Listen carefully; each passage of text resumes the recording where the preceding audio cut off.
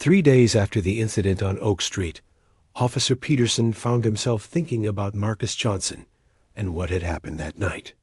Rex had been acting differently ever since their encounter with the Marine veteran. The dog seemed happier and more relaxed during their patrols. As if meeting Marcus had reminded him of something important, Peterson decided to do something he had never done before. He drove to Oak Street during his lunch break, hoping to find Marcus at home. When? He knocked on the door of 1247. Betty Johnson answered with a warm smile. "Officer Peterson, isn't it?" she said, opening the door wider. "Please come in. Marcus is in the backyard working on my garden. He's been keeping busy since he got home from the war." Peterson found Marcus kneeling in the dirt, planting tomatoes in Betty's small vegetable garden. When Marcus looked up and saw the police officer, he immediately stood up and brushed the soil off his hands. "Officer Peterson, is everything okay?" Marcus asked, looking concerned. "Everything's fine," Peterson replied quickly. "I actually came here to talk to you about what happened the other night. I can't stop thinking about how Rex reacted to you." Marcus nodded and gestured for Peterson to sit on an old wooden bench under a shade tree. "Rex is a smart dog. He was doing his job, just like you were doing yours." Peterson sat down and looked at Marcus seriously. "I've been a K-9 officer for 5 years, and I've never seen anything like what happened that night. Rex has always followed my commands perfectly, but when I told him to attack you, he made his own decision instead." "Military working dogs are trained to think for themselves," Marcus explained. "They have to make quick decisions in dangerous situations. Duke saved my life once by refusing to go into a building that I ordered him to search. He could smell something I couldn't, explosives that would have killed us both." Peterson was quiet for a moment, processing this information. "So you're saying Rex was actually showing good judgment when he didn't attack you?" Marcus smiled. "Rex knew I wasn't a threat. Dogs can sense things about people that we can't see. They read body language, smell, and emotions. Rex could tell I was calm and that I meant no harm to anyone." Just then, Betty Johnson came outside carrying a tray with 3 glasses of sweet tea. "You boys must be thirsty sitting out here in the heat," she said, setting the tray down on a small table. Peterson gratefully accepted the cold drink. "Mrs. Johnson, I want to apologize again for what happened. We should have been more careful before assuming the worst." Betty waved her hand dismissively. "You were protecting the neighborhood. That's your job. Besides, it all worked out in the end." Marcus made a new friend that night. Over the next hour, Marcus shared stories about his time working with Duke in Afghanistan. He told Peterson about how military dogs are trained not just to follow orders, but to use their intelligence to keep their human partners safe. "Duke once refused to let me enter a building because he sensed danger," Marcus said. "Later, we found out the building was booby-trapped. If I had forced him to go in, we both would have died." Peterson listened carefully to every word. "How did you know to trust Duke's judgment?" "You learned to read your dog's body language," Marcus explained. "When Duke was truly alert to danger, his whole posture changed. His ears would go back, his muscles would tense up, and he would refuse to move forward. That's when I knew to listen to him." 2 weeks later, Peterson convinced his police chief to let Marcus visit the K-9 training facility. The chief was skeptical at first, but Peterson argued that Marcus's military experience could help improve their training methods. On the day of the visit, Marcus arrived at the police station wearing a simple white shirt and blue jeans. Rex was waiting for him in the training yard, and the dog's excitement was obvious to everyone present. As soon as Rex saw Marcus, his tail started wagging and he pulled toward him on his leash. "I think Rex remembers you," Peterson said with a laugh. Marcus knelt down and let Rex sniff his hands. The dog immediately relaxed and sat down, just like he had done that night on Oak Street. Chief of Police Sandra Williams watched the interaction with interest. "Officer Peterson tells me you have experience with military working dogs, Mr. Johnson." "Yes, ma'am. I worked with explosive detection dogs in Afghanistan for 18 months. Marcus replied respectfully. Over the next few hours, Marcus demonstrated some of the techniques he had learned for reading dog behavior and building trust between handlers and their canine partners. He showed the officers how to recognize when a dog was truly alerting to danger versus when the dog was just excited or distracted. "The most important thing is communication," Marcus explained to the group of officers. "Your dog is trying to tell you something all the time. You just have to learn how to listen." Peterson was amazed by how much Rex responded to Marcus's teaching methods. The dog seemed to understand that Marcus was someone who spoke his language. 3 months later, Marcus received a phone call that would change his life. Chief Williams was on the other end of the line with an unexpected offer. "Mr. Johnson, I've been thinking about what you taught our officers during your visit," Chief Williams said. "Would you be interested in working with our K-9 unit as a consultant? We could use someone with your experience to help train our handlers." Marcus was surprised by the offer. "I don't have any formal police training, Chief Williams." "You have something more valuable than police training," she replied. "You understand how to work with dogs in high-stress situations. That's exactly what our officers need to learn." After discussing the opportunity with his grandmother, Marcus accepted the position. Betty Johnson was proud to see her grandson finding a new purpose that used his military skills to help his community. On Marcus's first official day as a K-9 consultant, Peterson and Rex were his first students. The three of them worked together in the training yard, practicing communication techniques and trust-building exercises. "Rex knew you were one of the good guys from the very beginning," Peterson said as they watched Rex perform a perfect search pattern. Marcus smiled and patted Rex on the head. "Dogs are smarter than we give them credit for. They see the world differently than we do. Sometimes we need to learn to see it through their eyes." 6 months later, the Richmond Police Department had one of the most successful K-9 programs in the state. Marcus had helped train 15 handler dog teams, and incidents involving unnecessary force from police dogs had dropped significantly. Detective Martinez, who had been at the Oak Street incident that night, often told the story to new recruits. "Sometimes the best police work comes from knowing when not to act," he would say. Rex taught us that lesson. Marcus found peace in his new role. Working with police dogs reminded him of his time with Duke, but in a positive way that helped him heal from the trauma of war. He was helping to build bridges between law enforcement and the community while honoring the memory of his fallen partner. Betty Johnson watched her grandson bloom in his new career. The nightmares that had kept him awake were becoming less frequent, and he was sleeping better. She knew that Marcus had found his calling in life.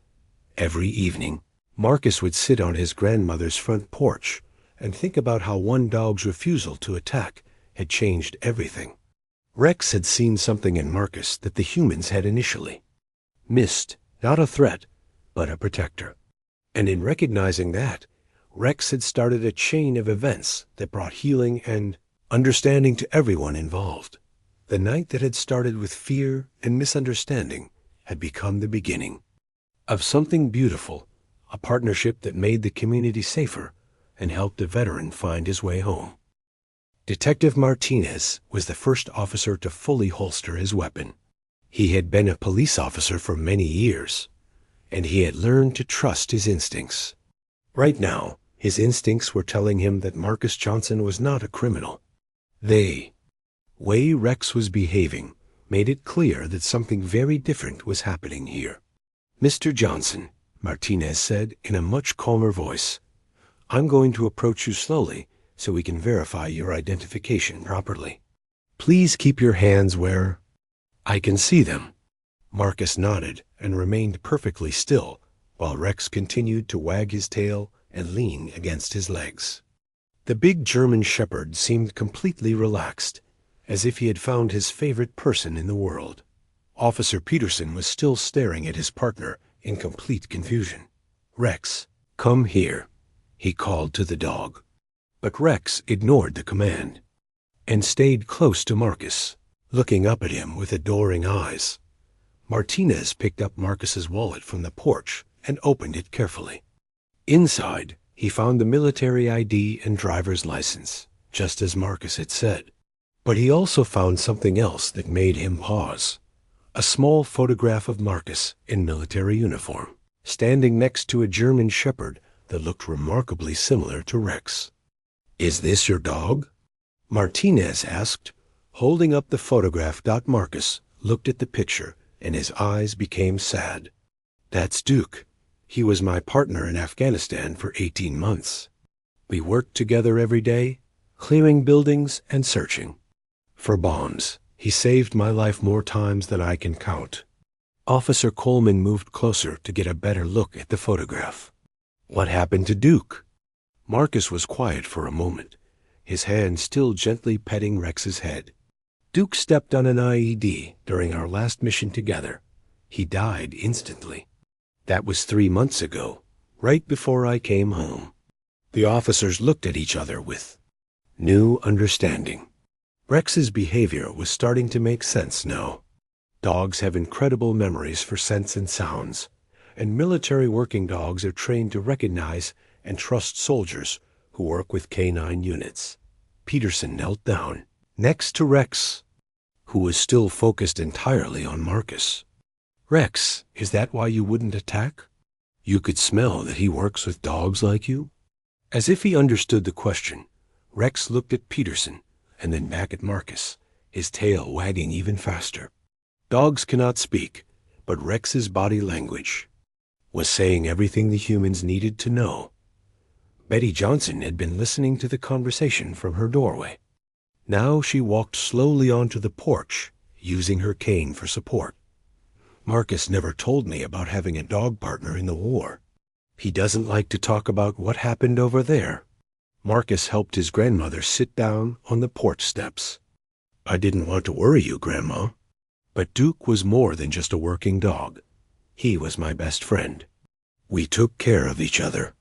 Detective Martinez looked at Marcus's driver's license again and noticed that the address was indeed 1247 Oak Street. Everything was checking out.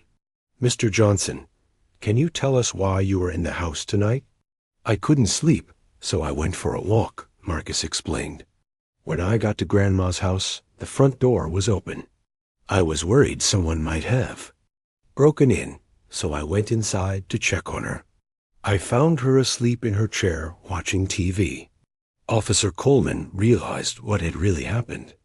So the neighbor saw you going into the house and called it in as a break-in." Betty nodded. "I must have forgotten to lock the door after I brought in the mail this evening. Sometimes I get forgetful. Marcus was just looking out for me, like he always does." Peterson was still amazed by Rex's behavior. A dog had now completely relaxed and was lying down with his head resting on Marcus's foot. "I've never seen Rex act like this with anyone except me. It's like he's known you his whole life." Marcus smiled for the first time since the officers had arrived. Dogs who work with the military learn to trust certain types of people. "Duke taught me that dogs can sense things about people that we can't. They know who the good guys are." Martinez made a decision. "Mr. Johnson, I think we owe you an apology. This was clearly a misunderstanding. Your identification checks out. Your grandmother confirms you live here, and—" He looked down at Rex, who was now completely peaceful. "Well, Rex seems to have figured out the truth before any of us did." Officer Coleman looked embarrassed. "We're sorry for the confusion, Mr. Johnson. We were just responding to a call and trying to make sure everyone was safe." Marcus stood up, slowly, being careful not to disturb Rex. "I understand, officers. You are doing your jobs. I'm glad there are police officers like you keeping an eye on my neighborhood. Peterson was studying Marcus carefully now, seeing him with completely different eyes. Can I ask you something? What kind of work did you do with Duke in Afghanistan? We were an explosive detection team, Marcus answered. Our job was to find hidden bombs before they could hurt American soldiers. Duke had an incredible nose. He could smell explosives from hundreds of feet away. He probably saved dozens of lives during our time together. Rex suddenly sat up and looked directly at Marcus, his ears perked forward. It was as if the dog understood exactly what Marcus was talking about.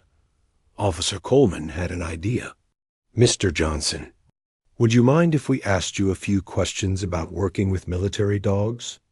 Peterson and Rex are always looking to improve their training. Marcus looked surprised. You want my advice? Peterson nodded enthusiastically. If Rex trusts you this much, you must know something about dogs that I don't. I've been working with him for 3 years, but I've never seen him respond to anyone like this. Betty Johnson smiled proudly at her grandson. Marcus was always good with animals, even as a little boy. But I never knew he worked with dogs in the war. Marcus knelt down and let Rex sniff his hands more thoroughly. The dog's behavior became even more excited, and he started making small whimpering sounds of happiness. There's something about the way you smell, Marcus said to Rex. You can probably smell Duke's scent on me, even after all this time. Dogs never forget their friends. Detective Martinez was putting the pieces together in his mind. So when you commanded Rex to attack, he could tell that Marcus wasn't a threat because Marcus smells like someone who works with police dogs. It's more than that, Marcus explained. Military working dogs are trained to make judgments about people. They learn to tell the difference between enemies and allies. Rex could sense that I'm not dangerous, that I'm actually someone who protects people, just like he does. Peterson looked at Rex with new respect. So you weren't disobeying me when you refused to attack. You were using your training to make the right decision. Rex wagged his tail as if he agreed completely. The situation had changed entirely from how it started. What began as a reported break-in had become a lesson in trust, understanding, and the incredible intelligence of working dogs. All of the officers realized they had just witnessed something special. A dog who knew the difference between a criminal and a hero, even when the humans couldn't tell. Marcus looked around at the officers and his grandmother, then back down at Rex, who was still sitting loyally by his side. Would you like to hear some stories about Duke?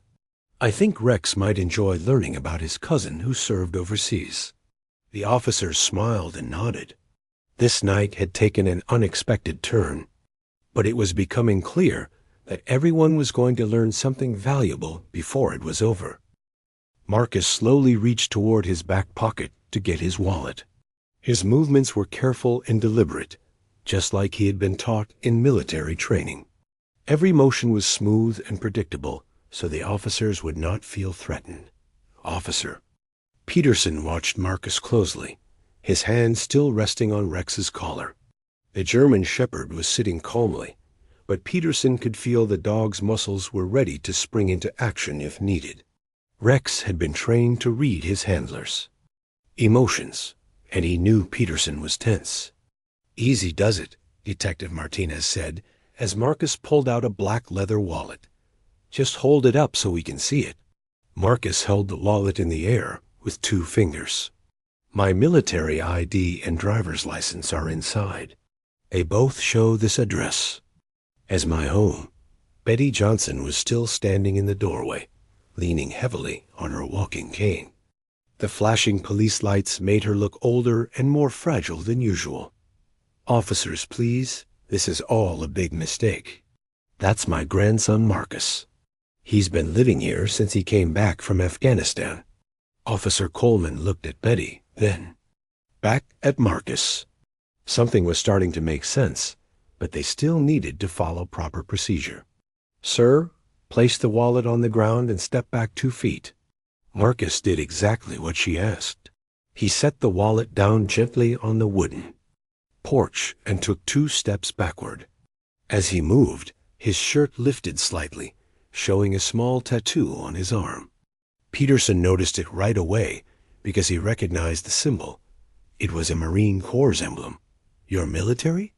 Peterson asked, his voice slightly less harsh than before. "Yes, sir.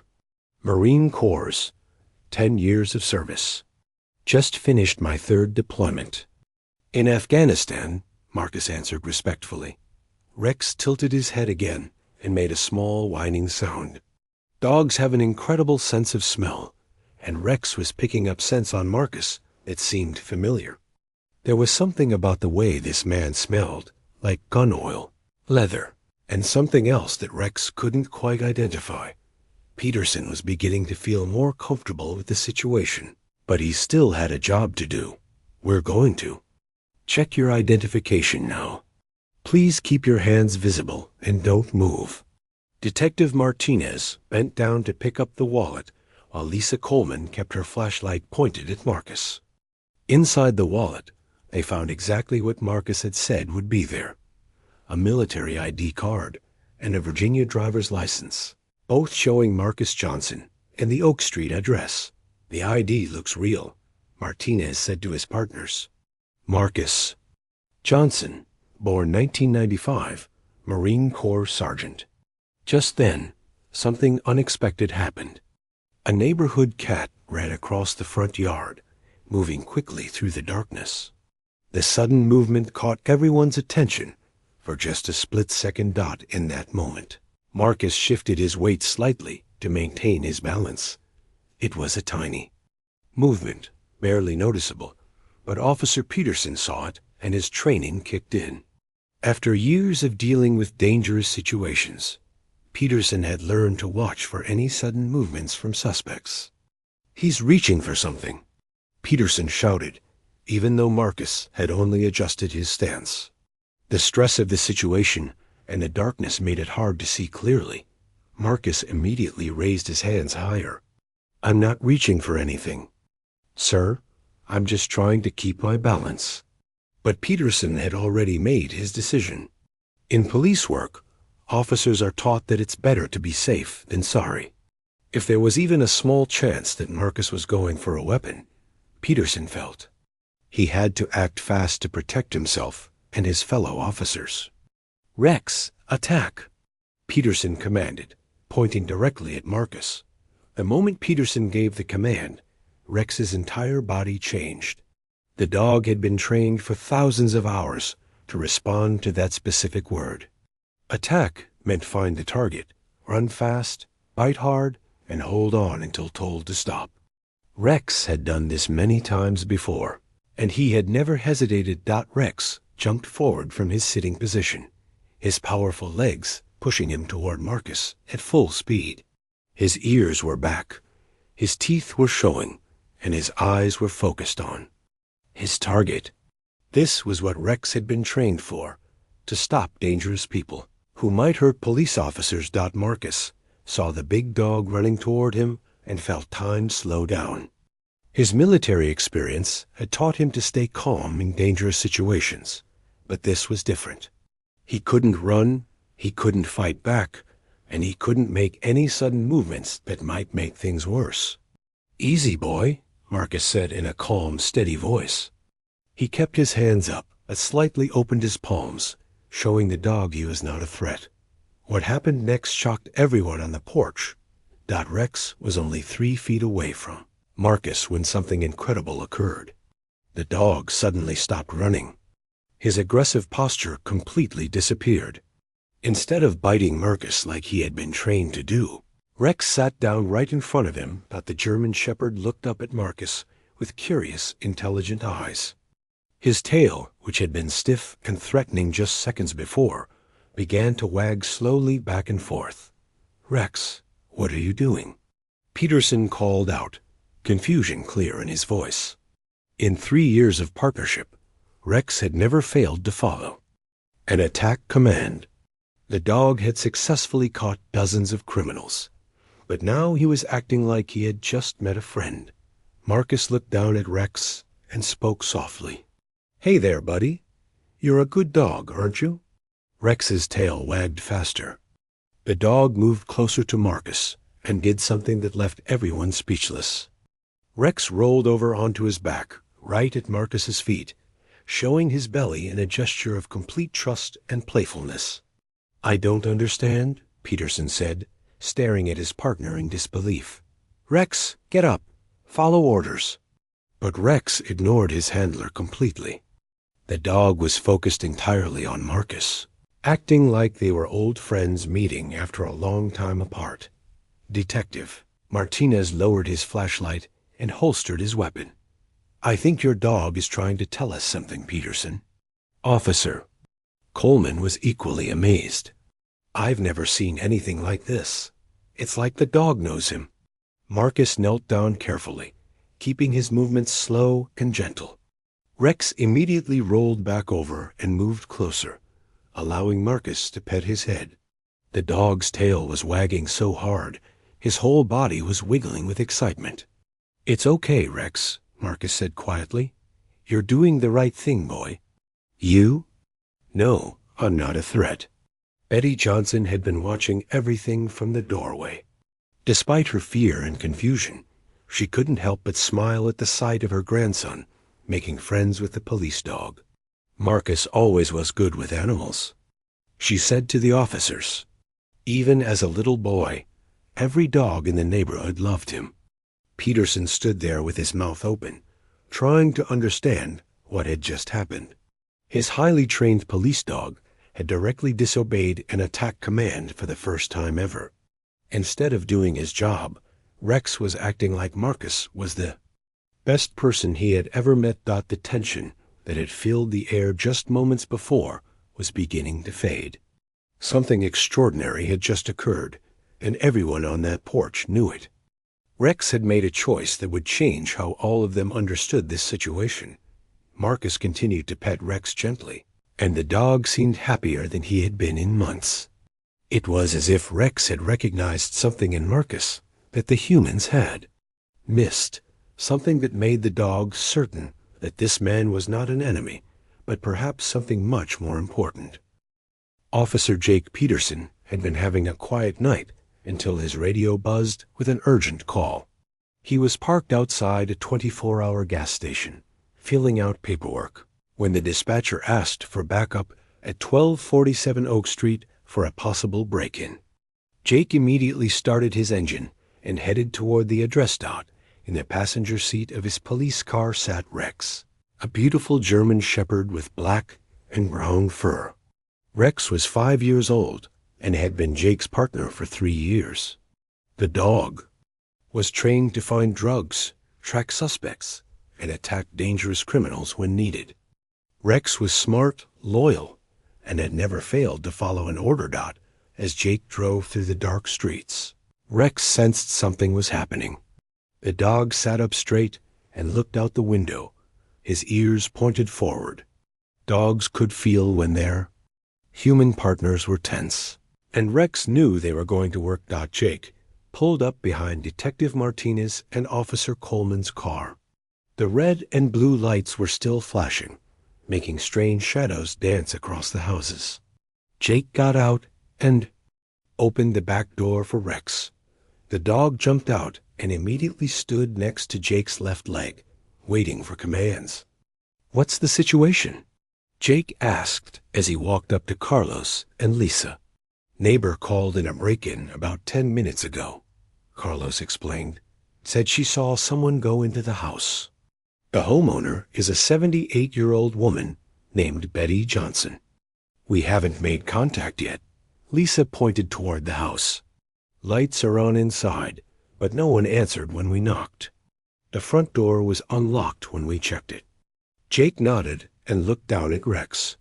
The dog was alert and ready to work. "Rex and I can go in first if you want. If there's someone inside who shouldn't be there, Rex will find them."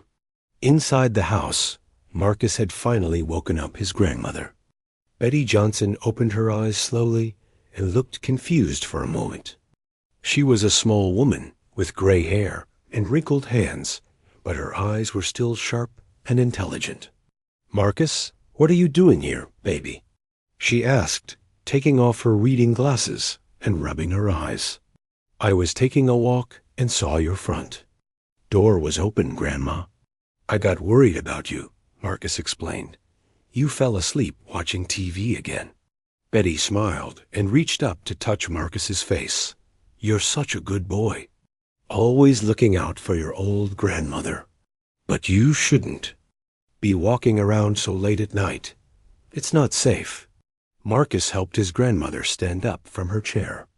"Come on, let me help you get to bed properly. And we need to make sure your door is locked."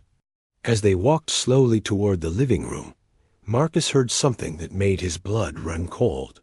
It was the sound of heavy footsteps on the front porch, and he could see bright lights flashing through the windows. His military training kicked in immediately. Marcus knew those lights meant police cars. His mind started racing. Why would police be at his grandmother's house? Had someone reported him as suspicious? He knew that young black men walking alone at night sometimes got unwanted attention from police. "Grandma, stay behind me," Marcus whispered. "I think there are police outside." Betty looked scared. "Police? Why would police be here? We didn't do anything wrong." Before Marcus could answer, there was a loud knock on the front door. "Police!" "Open up," came a voice from outside. Marcus felt his heart start beating faster. This was exactly the kind of situation that his fellow Marines had warned him about. They had told him that when he came home from war, some police officers might not understand that he was a veteran. They might see him as a threat instead of someone who had served his country. "Stay calm," Marcus told himself. "Just do what they say and everything will be okay." He walked to the front door with his hands visible and opened it slowly. The bright flashlights immediately hit his face, making it hard to see. He could make out the shapes of 3 police officers standing on the porch. "Step outside with your hands up," Detective Martinez shouted. The officer's voice was loud and commanding, just like the voices of Sergeants Marcus remembered from basic training. Marcus raised his hands immediately. "Okay, I'm coming out. Please don't point those lights at my grandmother. She's an old lady and she's scared." As Marcus stepped onto the porch, Officer Peterson moved closer with Rex at his side. The dog was in work mode now, focused and serious. Rex could smell the stress and fear coming from everyone around him. "Turn around and put your hands behind your back," Lisa Coleman ordered. Marcus did exactly what she said. He had learned in the military that the best way to handle a tense situation was to follow orders clearly and keep everyone calm. "Officers, I live here. This is my grandmother's house. I can show you my ID." But the officers were not ready to listen yet. They had been called to investigate a break-in, and they found a young man inside the house. In the darkness and confusion, they couldn't see that Marcus was trying to cooperate. Officer Peterson was studying Marcus carefully. Something about the way the man stood and moved seemed familiar, but Peterson couldn't figure out what it was. Marcus held himself like a soldier, straight back, feet apart, hands exactly where the officers could see them. "What were you doing in the house?" Peterson asked. "Checking on my grandmother. Her door was unlocked, and I was worried about her safety," Marcus answered clearly. Rex was watching Marcus closely. The dog tilted his head slightly, which was something he did when he was trying to understand something. There was something different about this person, but Rex couldn't figure out what it was. Betty Johnson appeared in the doorway, moving slowly with her walking cane. "What's all this noise about?" "Marcus, what are these police doing here?" The officers turned to look at the elderly woman. She was clearly confused and frightened by all the commotion. "Ma'am, please stay inside," Carlos said. "We're investigating a reported break-in." "Break-in?" Betty said loudly. "That's my grandson, Marcus. He just got back from the war." "What break-in are you talking about?" The officers looked at each other. This was not what they had expected to find. But they still needed to make sure the situation was safe before they could sort out what had really happened. Peterson kept one hand on Rex's collar. The dog was still focused on Marcus, but his body language was changing. Instead of looking aggressive, Rex seemed curious, almost friendly. "We need to verify everyone's identity before we can clear this up," Peterson said. "Sir, do you have identification?" Marcus nodded carefully. "It's in my wallet, in my back pocket." "Can I reach for it slowly?" The tension on the porch was thick, like the humid night air. Everyone was trying to be careful, but nobody really understood what was happening. In a few moments, one wrong move or misunderstood word could change everything. Rex continued to watch Marcus, his intelligent brown eyes taking in details that the humans couldn't see. The dog was beginning to understand something that would surprise everyone, including his own partner. Detective Carlos Martinez rubbed his tired eyes as he sat in the passenger seat of the police car. It was almost midnight on a hot August night in Richmond, Virginia. The air was thick and heavy, making his uniform stick to his skin. He had been working the night shift for 8 years now, but some nights still felt longer than others. His partner, Officer Lisa Coleman, was driving slowly through the quiet streets of Oakwood neighborhood. The radio had been quiet for the past hour, which was unusual for a Friday night. Most of the houses they passed had their lights off, and the streets were empty except for a few cats wandering around. Carlos looked at his watch. Only 4 more hours until his shift ended. He was thinking about going home to his wife and 2 kids when the radio crackled to life. The dispatcher's voice cut through the silence like a knife. "Unit 247, we have a possible break-in at 1247 Oak Street. Neighbor reports seeing someone enter the house through the front door. Homeowner is an elderly woman, age 78. Please respond." Lisa immediately turned on the sirens and pressed harder on the gas pedal. Carlos grabbed the radio and responded, "Unit 247 responding. We'll be there in 3 minutes." As they drove toward Oak Street, Carlos felt his heart rate increase slightly. Break-ins involving elderly people could be dangerous. Old people were easy targets for criminals, and they often couldn't defend themselves. He checked his gun and made sure his flashlight was working properly.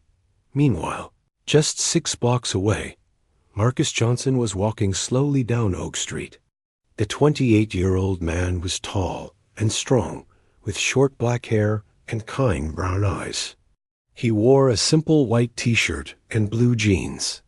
In the darkness, anyone watching might think he looked suspicious, but Marcus had every right to be on that street. Marcus had grown up on Oak Street. He knew every house, every tree, and every crack in the sidewalk. His grandmother, Betty Johnson, still lived in the same small blue house where he had spent countless summer days as a child. She had raised him after his parents died in a car accident when he was only 7 years old. 3 weeks ago, Marcus had returned home from Afghanistan. It was his 3rd time fighting in that dangerous country as a United States Marine. He had served his country for 10 years, and he was proud of his service. But the war had left marks on his mind that nobody could see. Marcus couldn't sleep well anymore. Every night he would lie in bed and hear sounds that reminded him of explosions and gunfire. When he closed his eyes, he saw the faces of friends who didn't make it home. The doctors at the military hospital called it PTSD, but Marcus just knew he felt scared and sad most of the time. Tonight was another sleepless night. After lying in bed for 2 hours, staring at the ceiling, Marcus decided to take a walk. Walking helped calm his mind. The cool night air felt good on his face, and the familiar streets of his childhood made him feel safer. As he walked toward his grandmother's house, Marcus thought about how much he had missed this place. In Afghanistan, when things got really bad, he would close his eyes and picture sitting on Grandma Betty's front porch, drinking sweet tea and listening to her stories about the old days. When Marcus reached 1247 Oak Street, something didn't look right. His grandmother's front door was hanging open about 6 inches. A small yellow light from inside the house spilled onto the front porch. This was very strange. Grandma Betty always locked her door at night. She had lived through some tough times in this neighborhood, and she was careful about her safety. Marcus felt worried. Maybe someone had broken into the house. Maybe his grandmother was hurt. He looked up and down the street, but everything was quiet. No other lights were on in the nearby houses. He walked quickly up the front steps and gently pushed the door open a little more. "Grandma Betty?" he called softly. "It's Marcus. Are you okay?" There was no answer. Marcus stepped inside the house and closed the door behind him. The living room was dark, except for the light coming from the kitchen. He could hear the television playing quietly in the back bedroom. Everything looked normal, but something felt wrong. "Grandma?" Marcus called again, a little louder this time. He walked carefully through the living room, avoiding the old coffee table that he remembered always being in the way. The house smelled like his grandmother's cooking and the lavender soap she always used. Marcus found his grandmother in her bedroom, sleeping peacefully in her favorite chair in front of the small television. The evening news was playing, and she had fallen asleep with her reading glasses still on her nose. A book lay open in her lap. Marcus smiled and felt relief wash over him. She was safe. She had probably just forgotten to lock the front door before falling asleep. It happened sometimes as she got older. Marcus gently touched her shoulder to wake her up so he could help her get to bed properly. At that exact moment, 3 blocks away, Detective Martinez and Officer Coleman were pulling up to 1247 Oak Street. They turned off their sirens, but left the flashing red and blue lights on. The lights painted the quiet street in bright colors. Carlos grabbed his flashlight and checked his radio one more time. "Unit 247 on scene at 1247 Oak Street. The house appears dark. We're going to check the perimeter." Lisa nodded and got out of the car quietly.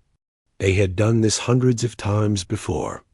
Most break-in calls turned out to be false alarms, but they always treated each one like it was real. It was better to be safe than sorry. As they walked toward the house, Carlos noticed that the front door was closed, but there were lights on inside.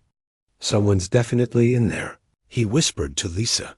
Neither officer knew that inside the house, Marcus was gently shaking his grandmother's shoulder, trying to wake her up without scaring her. And none of them knew that in 2 minutes, backup would arrive with a police dog trained to attack on command.